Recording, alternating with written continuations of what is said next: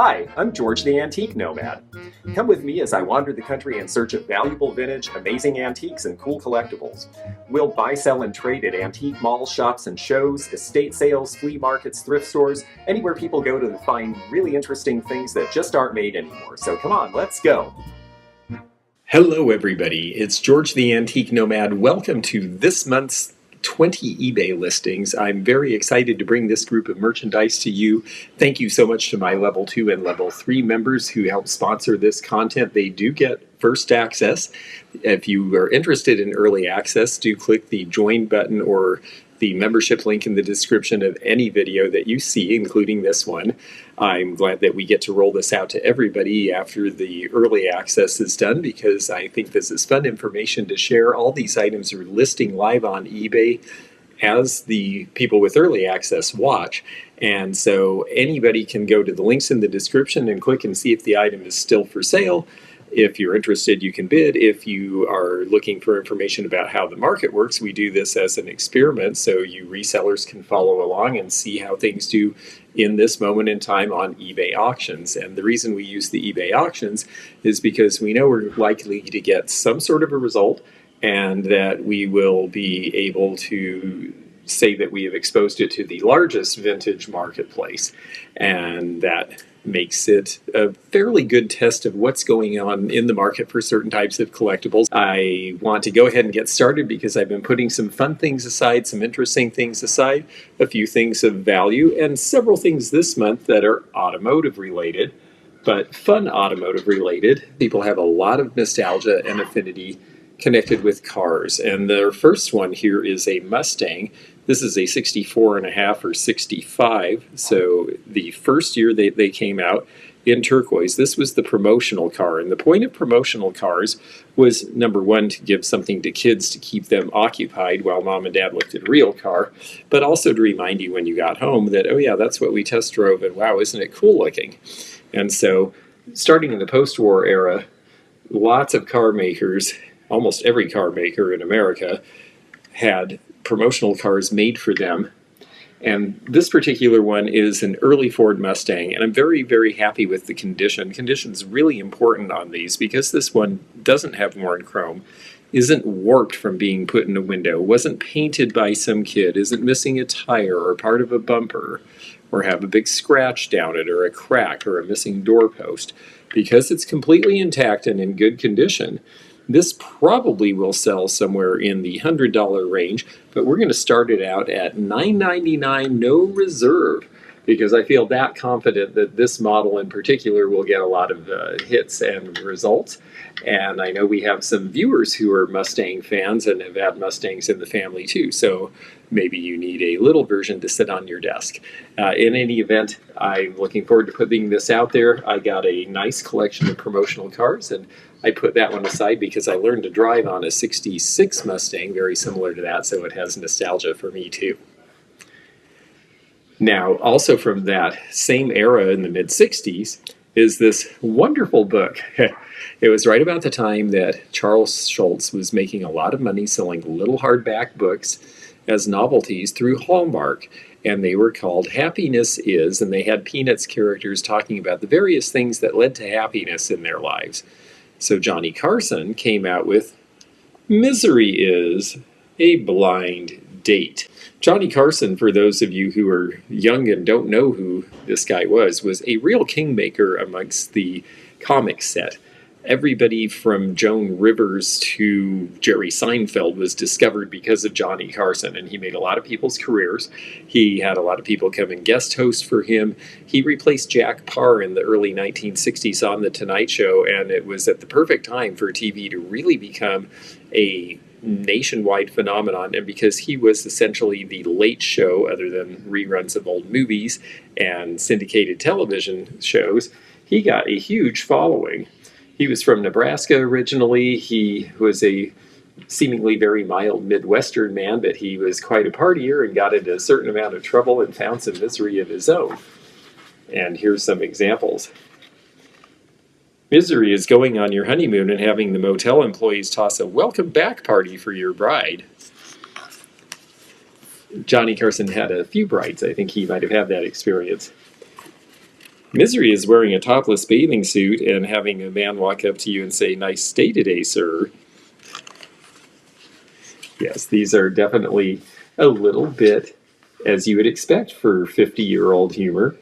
There might be a little bit of sexism in here. But then again, some of it is reflective on self. Misery is buying a sports car and discovering that your bucket is bigger than the seat bucket. This is just a fun, cute thing. I hadn't seen one for a long time. I got it very inexpensively at an estate sale in Kansas City, and I thought, well, this will be a fun stocking stuffer for somebody who remembers the wit and wisdom of Johnny Carson. So I'm putting this out at a whopping $5, and we'll just see where it goes from there.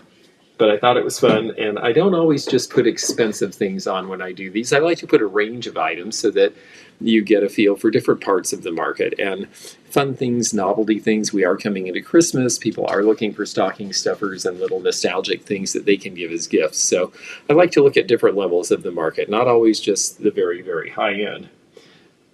On the other hand, I have to admit, if we are going to look at something that's high end, and I told you we had some automotive, I'm going to show you one more thing because it is very, very cool.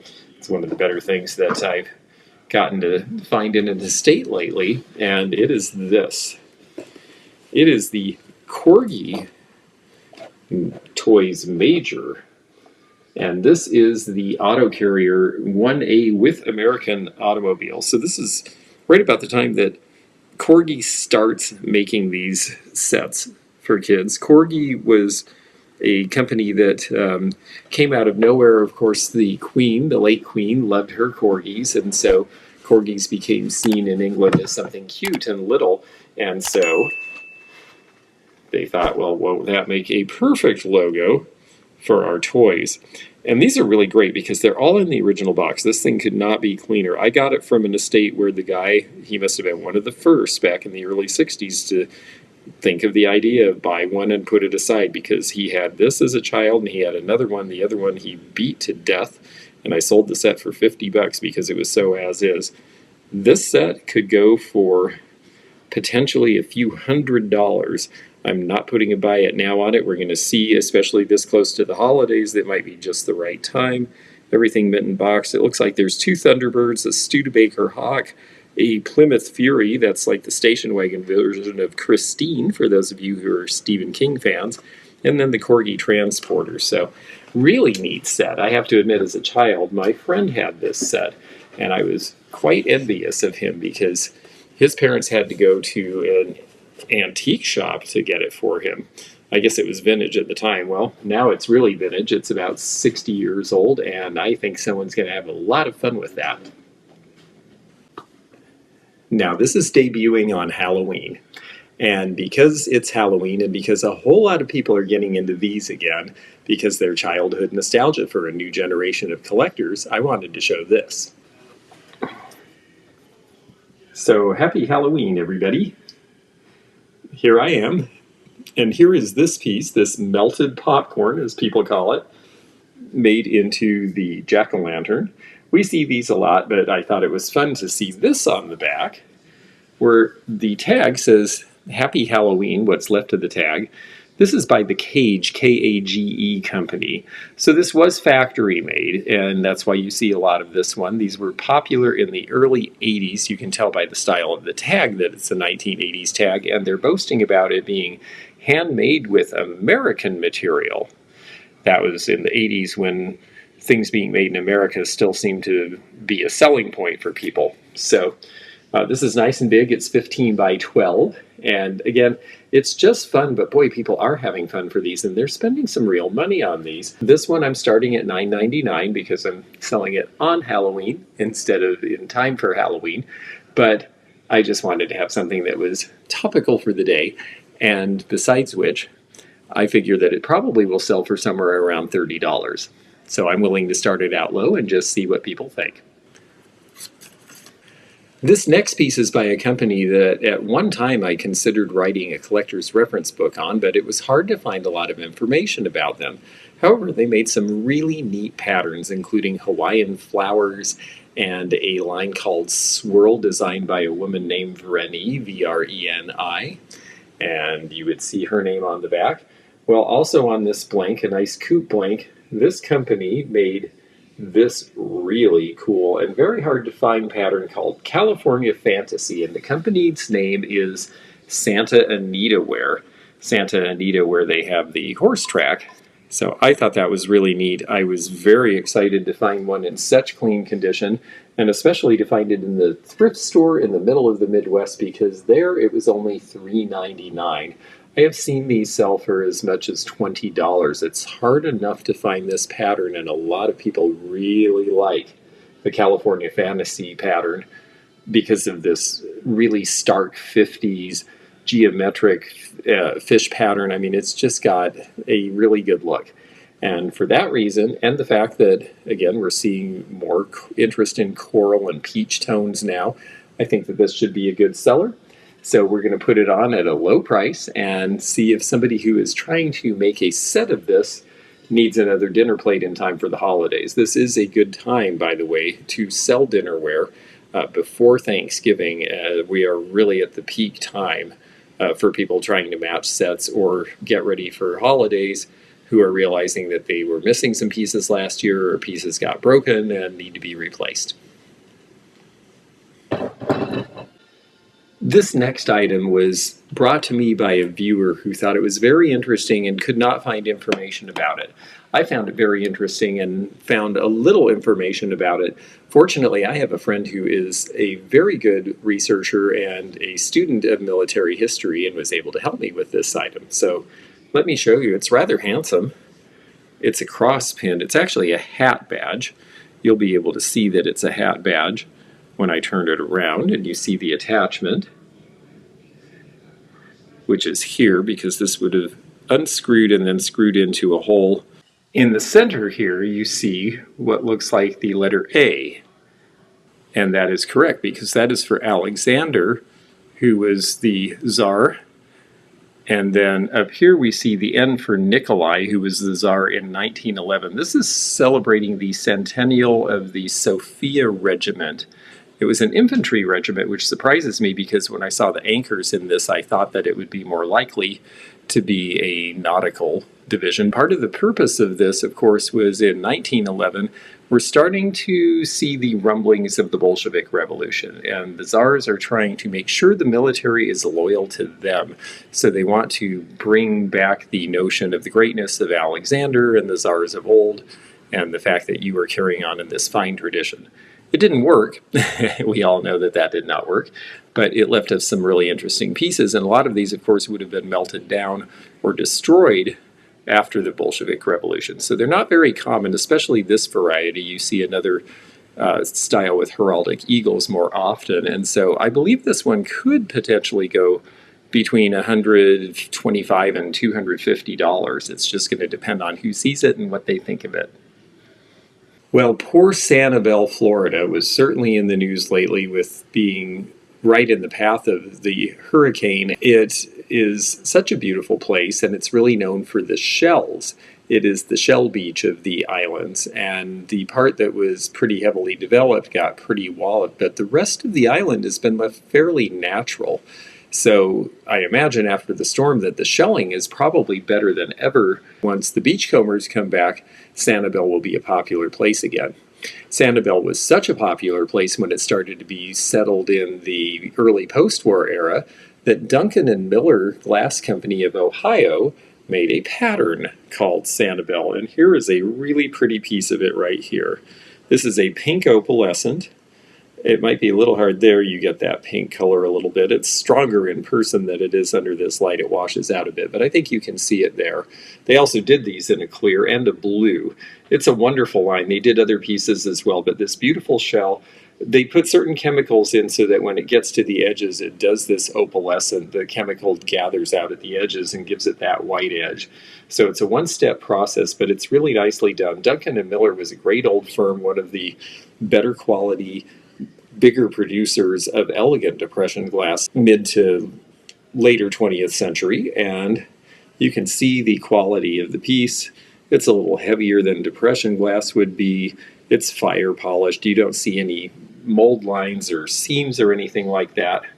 I'm starting this at only $19, I think the market for elegant depression glass has been weak for a really long time, and I'm seeing the beginning of people starting to look at it again because the quality is clearly better and because the prices have come down to where it is really cost competitive with a lot of other housewares and giftwares, including new things that you might buy of similar quality. So because of that, I think that these are up and coming categories, and I'm glad to share this pattern with you because it is something that you'll find in the wild. A lot of resellers look at this and they might think that it was actually something fairly new and pass it up, but this actually is something that was made in the approximately 60-year-ago range. I've talked to you before about Sasha Brastoff because Sasha Brastoff made such ebullient, wonderful, over-the-top designs, and he had an interesting and somewhat difficult life. He went through a period where his pottery factory closed. He had a nervous breakdown. He started his recovery from that by doing some of his enamelware and then doing various things in lucite and then working, of all things, for the Franklin Mint, where he created this limited edition called the Silver Circus. And these are actually really fun because they definitely have the Sasha Brastoff flair. Here is the item in the box for the Silver Circus. It appears to be bimetallic, but look at the design up close and you see the fun of Sasha Brastoff in this. You see that flight of fantasy, and in this case, literally a flight because this young lady has butterfly wings. They're basically supposed to be like Cirque du Soleil acrobats. The detail is really very good, including in the hair and underneath the dress. I just think it's a really interesting line, and I especially like the base because you can see that abstraction that he's known for with his designs. These came out in the 1970s. They're not particularly well known in the marketplace, but when they come up, they usually seem to sell for somewhere in the $75 to $95 range. We're going to start this one at $50. It's nice because it also has a presentation case, so that might be something that will go to somebody as a gift as well. I do try to think in terms of things that might be able to be gifted at this time of year because we are approaching the holidays, and while a lot of people are worried about giving a vintage gift, there are some people who they know their collector or they know the interest of the person they're buying for enough to feel confident in looking at these sorts of things. So I like to buy things that were made to be gifts originally and put them out this time of year for that reason. Now this piece was very popular in 1944 when it came out because this is Pablo Picasso. This does have a certificate of authenticity, and it's part of what they called the Editions Duchesne, and these were printed in Paris. This is about the time that the Nazis are being forced out of Paris, and so we're very happy to be able to have the freedom to produce things like this again. And you see this Harlequin riding the horse. This was a very popular edition. There were a lot of these prints made at the time compared to some Picasso prints. So we can't say that it's extraordinarily rare, but we can definitely say that it is a very faithful reprint of his original 1905 Harlequin painting, and it does have his pencil signature, which is the important part. You can see that right there. So it is a genuine Picasso art print, and it was done during Picasso's lifetime. We're going to start this at $100 bid, and part of the reason for that is because we do indeed have the certificate of authenticity that goes with it. And so that makes it a little bit more valuable. My guess is that it might go up into the high hundreds, couple $100 range, potentially. The important thing is also that it's got good color and no damage. No fading, no stains, no rips. Very important. And that's also true of this next piece, which is just fantastic, and I'm going to have to stand back a little bit farther to show it to you, which is okay because it's kind of eye-popping.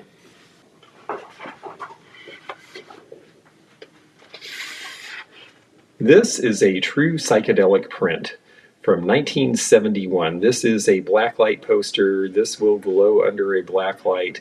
like crazy. And if you want evidence of that, you can take a look at Primetime Treasure Hunter for the finale of Thrift Battle, where I showed these pieces under a black light. It is really something. It has all sorts of different designs that are definitely emblematic of psychedelic art of that era. There's the stars representing the United States, but you see blood dripping because this is during the Vietnam War. You see evidence of tears and sadness, questioning look. It's definitely countercultural. This was done by a company called Vagabond, and they have their information printed right here. Vagabond was in Dayton, Ohio, and the owner of this company, who also is the designer of this particular piece, and you see the initials right there. Well, this fellow died, and when he died, he left a few stacks of old prints as backstock to be sold and split amongst his long-term employees as some sort of a parting gift for them, which I thought was a very nice thought. I ended up buying these from the dealer, who bought a stack of what was left of these. There were very few of this image left, which really attracted me, and original Dayglow art, especially of this nature, can go pretty high now. I would not be surprised to see over $200 as a sold price on that piece. I don't think any have been put out on eBay in the recent past that I'm aware of. I haven't been able to find any evidence of it. So I'm excited to see what the market thinks of that. I sure thought it was cool. And boy, those colors, you know, if you are really into uranium glass and blacklight, well, that thing is going to be a great centerpiece in a room. Just needs a good poster frame. Now, this next piece actually has a sort of swirly, fun, crazy 60s optic as well. We seem to be stuck in the 60s this episode, but there's a lot of fun stuff that was made in that time half a century ago. So let's look at this next piece. This piece is Dorothy Thorpe. And I wanted to show you because Dorothy Thorpe, a lot of younger collectors know for silver fade. And yes, silver fade was something that Dorothy Thorpe did a lot, and you would sometimes see the sticker that had the DT initials on it, or a paper label. But a lot of people do not recognize these, and oftentimes the paper labels that were put on these, they either didn't put them on because they didn't want to take the gold off, because it's a fired on color, or they didn't want to put them on the bottom because the bottom is pebbled. They referred to this as a pebbled line of tray. So the texture is in the tray. This is basically a piece that is slumped together. And what that means is these green pieces of glass, you notice, are raised. They have a bump to them. So what they do is they melt this glass onto this glass. It's called glass fusion or fused glass. And so they fuse the green on, and then after the green is fused on, then the last application is the gold that has to be printed. So they have to be very accurate about where they're putting the green pieces so that the gold goes in the right places so that you get the design. So it was actually a multiple step process, and these were not so easy to make in the 1960s, and they cost a little bit of money. You see them in pink, you see them in silver. There's some other sort of sunbursty designs as well as this with the teardrops emanating from the center. I think they're really great, and it's a fun thing to look for because you will see these unpriced, and again, because they were so modern, even though they're 50 to 60 years old, they were so far ahead of their time that sometimes you will find these out in the wild just sitting in a thrift store or a estate sale, unidentified and priced very cheaply because people just assume that it's new. And that's the thing that's so great about good vintage, is if you're getting really good early vintage designs by people like Sacha Brostov and Dorothy Thorpe and Georges Briard, and the quality is good, and these people came up with these ideas that are now being copied 50 and 60 years later. When I was a kid, I had a neighbor who had a huge collection of these, and I always thought that was so neat because I wished mine were in the condition his were in, because he kept all the original boxes for his Matchbox cars. This is a really early one. This is a number 27. It's one of the first batches that they made. It was a new model, so I think that was the second series. I think the first series was maybe a dozen. and then they added to them, and this was the second series. But this is very early in the second series because this has gray wheels. And the gray wheels were something that happened at the very beginning of Matchbox production. This is a Cadillac 60 Special, probably in 1958 or so. And so this would have been a car that was a few years old about the time that Matchbox made this. Matchbox became very popular. They were done by the Lesney Company in England originally. You can see the mark on the bottom there, 60 Special. Very, very popular with kids in England because the rule was if you were to take a toy to school, it had to be the size of a Matchbox or less. And that's where they came up with the idea. And they were inexpensive because of it, so kids could afford a bunch of them and would keep buying and collecting. Now this one has had a little tiny fender bender, and that does definitely affect the value, unfortunately. However, we're going to start this at just $9.99 no reserve, and this piece in perfect condition is probably in the $45 to $65 range. So with just a little bit of paint loss, I'm hoping that we might see somewhere around $30 for this piece, but we'll just find out together. Condition really does matter, and so it will be interesting to see. The condition of the box is good, but not perfect. One flap is loose, so we're going to see how much that affects the price that we get. As I am fond of saying, have the best one, the cheapest one, or the only one. Well, we might luck out and have the only one of this particular model because it's so early. Otherwise, it'll have to be the cheapest one because someone might have one mint in the box. Speaking of being mint in the box, well, this one doesn't have its original blister packing, and it's just near mint because it has one little scratch, but the success of Matchbox with those little gray wheels caused Matchbox to eventually switch to black wheels because it was more realistic looking and kids wanted realism. Until Hot Wheels came along. And then American kids in particular were not interested in realism anymore. They wanted fantasy vehicles. They wanted crazy ideas expressed in four wheels, and they got it because Hot Wheels, which was a division of Mattel, who made the Barbie doll, came up with stuff like this. This is called the Sand Crab. It's basically supposed to be a dune buggy. You see it's got one scratch, for full disclosure, up on that top bubble. Otherwise, the paint is very good. The red line wheels make a big difference because the red lines were the earliest ones. Now, they've reproduced these, but you can definitely tell when you look at these wheels that they are the original. You can also tell because it's got all the information printed on the bottom as to the age, 1969, so that was the year after Hot Wheels hit the market in 68.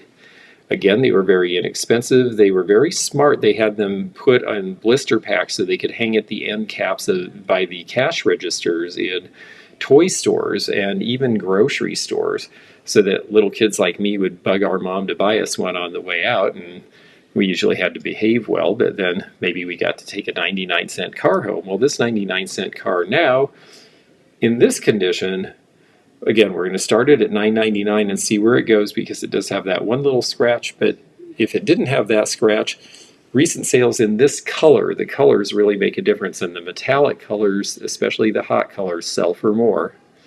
It almost has a color changing effect to it. This could sell, again, for $135 or $150, and so that's part of the reason when I had this interesting collection of little wheeled vehicles come along, I thought, well, we're getting close enough to the holidays. People are looking for gifts, and it's fun to show stuff that people remember. People remember that Dad had a Cadillac or that Mom had a Mustang, but they also might not remember that Dad had a really cool dune buggy, but they remember that their friend had one and they want one now. So there's a lot of nostalgic appeal in terms of die-cast car collecting. The next piece I have, again, I have some unusual things this month, and this one is really neat because it is not from Western culture, and you'll have to tell me how I look. This mask is Congolese. Now, we see a lot of African masks. We see a lot that were made for the tourist trade, especially in the 1960s and 70s when people started to be stationed there in the military, when people were traveling through and the amount of world trade increased, then we see more and more of these. But this one is older, and this one was actually used in ceremony, and that is very important to collectors. Let me show you how you can tell. You want to look for breath marks. Look at the inside here. Where the person's nose would be is considerably darker. Where they are breathing, you see. Now, they're not breathing out of the mouth hole because the mouth hole sits a little low, so to be able to see out of the eyes, your schnoz, mine anyway, hits right here. You can also see evidence on the sides of where the person's head, you're dancing, you're doing ceremony, you're going to have oily skin. So this seems to have some of the proper marks for actually having been used in ceremony, and that really does matter because there's so many of these that are done for tourist trade. This is older. It appears to be colonial. Of course, the colonial era in the Congo only ended in 1960, so we're talking about something 1950s or prior. The carving in detail is very interesting to me. There's so many different tribes in the Congo. I hope somebody with a little more knowledge can identify which one this might be that made it, because there are several tribes that overlap from various points all the way from the Ivory Coast down to Angola, and there's a lot of diffusion between the areas. So I do not know the exact tribal attribution of this, and that would certainly be helpful, but it's a huge area of specialized knowledge. So I will list it as best I can with what I know, and then hopefully someone will fill in the blanks. But it's a great piece. I expect that it should sell somewhere over $100, probably in the $135 to $150 range would be what I would expect at retail. What we'll get online, well, we'll just find out together. I really like this next piece because it features Rocky. And no, I do not mean Sylvester Stallone. I mean Rocky, the Rocky Mountain Goat from Great Northern Railway. And this was his visage in the 1960s when he was a very hale and very helpful goat. And he tells you it's great when you go Great Northern because, look, he's on the Empire Builder and the Western Star, or at least if you look out the window you might see him. Unless you're too busy playing bridge, canasta, or gin, in which case the train gave you this score pad. They might also give it to you if you were on the Red River, the Internationals to BC, or the Gopher or the Badger. They had a bunch of different trains running around. This has a date on it of 1964. And so this is a period of time where the railroads are making one last effort to do a lot of advertising and promotion of their passenger lines. And shortly after that, they give up and they cede the passenger lines to the federal government, which is the beginning of Amtrak and the end of intercity passenger rail for a lot of American cities. So people who collect these sorts of things, like the things from the old passenger trains, somebody apparently is having a luncheon buffet at the Kapalua Bay Hotel when they get, I guess they must have been taking a boat from Seattle to go to Kapalua Bay. And that's all that's written in here. The rest of it is clean as a whistle. So just fun graphics. I thought to put this in, not because it's worth a lot of money. It might be worth $10 or $15, but because I had a woman at the Rose City Vintage Market in Portland who came, and she bought every little piece of railroad ephemera I could find to use as stocking stuffers because she has 3 rail fans in the family. And so I thought, well, this is fun and just something different to put out. And maybe, since I didn't have this at the show, maybe she'll come along and see it. While we're on the subject of transportation, well, planes, trains, and automobiles, but they left out ships. They didn't leave this ship out, though. In fact, they trapped it in a bottle, and I think this is really neat. I've had ships in the bottle before, but I thought this would be a fun one to put online because a lot of them we don't have a good attribution. But this one, we have a pretty good idea where it came from. I like the way they painted the clouds in the back and then the way they assembled the little vessel in there called the Franz. And why the Franz? Well, because the Franz is from Germany, and so is bossed corn, which is some sort of a German liquor. Somebody picked this up in the San Carlos port of call in 1969, and that's what I thought was really cool about this. So just before New Year's, what is that, 53 years ago, this was sold at the port of call of San Pedro, California. So somebody in Germany, or someone sailing on a ship from Germany, used their time to drink this hooch and then put this ship in this bottle. And then these folks were able to pick it up. And I just love that it has enough provenance for us to know a little bit about where it came from. Obviously, ships in the bottle have been being done for a long time. It's quite a mystery how they are able to assemble the pieces and then get them in there and somehow assemble them and have them stay together. And that's what's appealing to them for the collectors. They have been being done for, gosh, probably a few hundred years, so there's some very valuable old ones. But I find that any of them seem to sell pretty well because people just like the novelty of it all. And with this interesting background on it, I expect that it might start around $50 and see where it goes from there. I have a bunch of these that I need to sell for a client, and I thought this would be a good time to introduce them again because we're getting near gift buying season, and because these are something a little different that now that we see CDs, compact discs, actually starting to be collectible because certain bands only put their music out on them because it was the prevailing technology of a certain period of time before streaming took over. There are some obscure titles on CDs and some different technology like these. These are CD3s. They're they're a little bigger than a single, but they essentially are the era for the 1980s. This was the modern version in England of the 45 LP record. And this one is Squeeze, and it has a live version of Black Coffee in Bed, which is a very famous song of theirs, as well as Take Me, I'm Yours, and Footprints, hence the footprints on the package. It's never been opened. I have several different of these. I know I've got the English Beat. I've got a bunch of different English bands. I think these were the most popular there because English fandom is a little more pop music oriented. They are not as album oriented as Americans. You can see here other things that they have on CD3. They've got Sting, Suzanne Vega, Orchestral Maneuvers in the Dark, Robin Hitchcock and the Egyptians. So again, a lot of bands that would have been well known in England. But I believe there will be collectors for this on both sides of the pond. So I'm excited to get one out and see how it does. I would expect that if we start this at $10 and let it go from there, it will find its level, which we don't see these actually out there very much. I've been looking online for a while to try to get comparable values, and occasionally they sell, but they're not really commonly dealt in. So I'm curious to see who our customer for this is. Our next offering is a lot of 3, and I think they're just interesting because of what they are, and the fact that they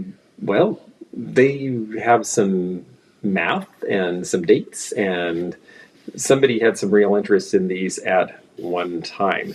These are patents granted by the United States of America, and these are the actual patent documents for these particular items.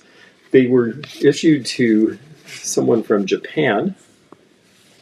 You can see here, when we get this in front, Sadakichi Sato has received the patent from the United States for vegetable protein products and processes. Maybe not the most fascinating product, but this is old, 1917. So this is an antique patent because it is over 100 years old. They do look different now. And what's interesting to me on the top of this one in pencil, somebody has gone to great lengths to figure out, 17 years patent. So 1934, November 6th is when this patent is expired. I don't know if it's the person who was hoping to capitalize on this patent, or if it was the person who got the patent trying to figure out when they had to go back to renew it if it was worth doing. But you have all the documents from the patent office regarding the process and the fact that they are declaring in many, many parts that this is truly unique and that it can be subject to a patent. Like the seal, the Patent Office of the United States of America seal is very bold with the flying eagle. And this one is for foods obtained from fish. So, you know, if it was a very, very, very exciting or very famous invention, well, these could be worth hundreds or sometimes thousands, or if it was patentable now, even millions of dollars. These items are more of a curiosity. They're for somebody who likes old ephemera, old documents. Either these patents have long since run out, or they've been renewed, or processes have been improved. So we are selling the 3 of these together. We are starting them at $9.99, no reserve. They typically would sell for about $15 to $30 each, so I'm curious to see what the group of them will do together. This is one example where honestly I would probably get more money if I split them and sold them individually, but I'm ready for somebody who thinks that this is interesting to have the whole lot of them because they all pertain to one person and the inventions that that person created. Our next item is from Gene Autry, the Singing Cowboy, and it's just a very simple thing. Not a tremendously valuable item, but a really fun memory of him because he was so influential. After Jimmie Rodgers, he was probably the second most influential country musician ever. And that is because he was the first to break nationally. He started to sing nationally on radio in the early 1930s. Back in the Saddle Again was his signature song. He had a radio show followed by a TV show in the early 50s. My aunt thought he was wonderful when she was 4 years old. He made a big impression over a couple of different generations. And so because of that, he is still remembered, and there are people who still collect his stuff. Now, I don't expect this to go for a ton of money, but I think that it's an interesting memory of somebody that a lot of younger people who are country music fans never have heard of or would think had a connection to their genre of music. But if you told them that his biggest hit was Rudolph the Red-Nosed Reindeer, well, they'll probably recognize that. So, Gene Autry, and we're going to start him out at $9.99, no reserve, and just see how much people like him. I have a feeling they still do. And now we are on our very last item, and this item is one that I picked because we are getting ready for holidays and stepping out. And that is what this was made for. This would have been a holiday release probably sometime in the late 1960s by DeLizza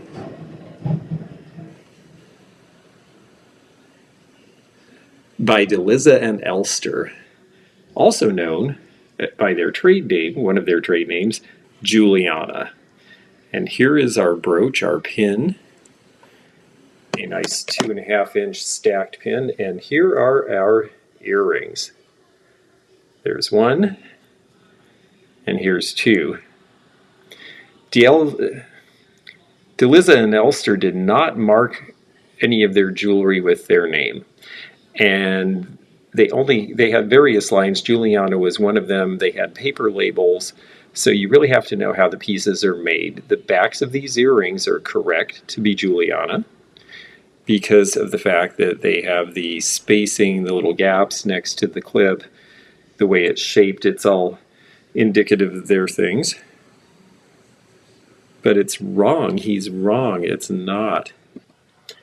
And now we're on to our last item. I am so excited by seeing women, especially some younger women in our group, being interested in bringing back the brooch, and more power to you.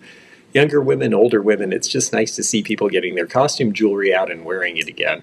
And this set would have been made for the holidays sometime around 1970. Now, when I first showed this to other people who know jewelry well, they say, oh yes, that's Juliana, DeLizza and Elster, because it's stacked and the stones are good quality and it has this very 60s combination of colors. It even has a nicely finished back, but it does not have any puddling typical of Juliana or DeLizza and Elster jewelry. And when we look at the earrings, here we go. Very pretty, nice match.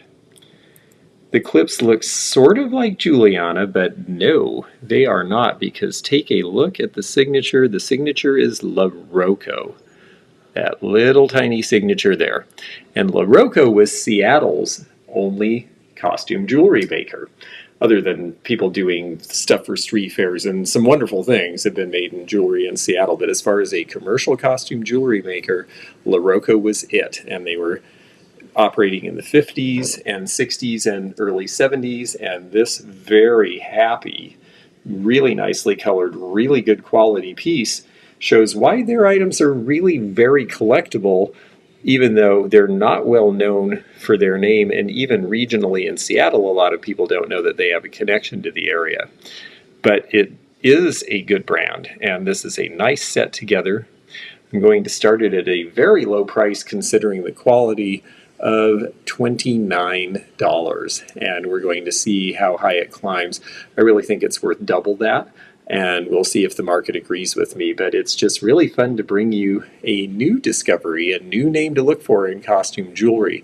There are definitely some good names in costume jewelry from other parts of the North American continent, besides all of those great ones out of Rhode Island, and this is a good example of one of them. So it was a nice way to leave off the episode. I wanted to show something that people would wear for the holidays today, just like they would back in the days of yore when these were made. And so I hope you had a lot of fun with these items. I sure did. I'm glad that you joined me for this.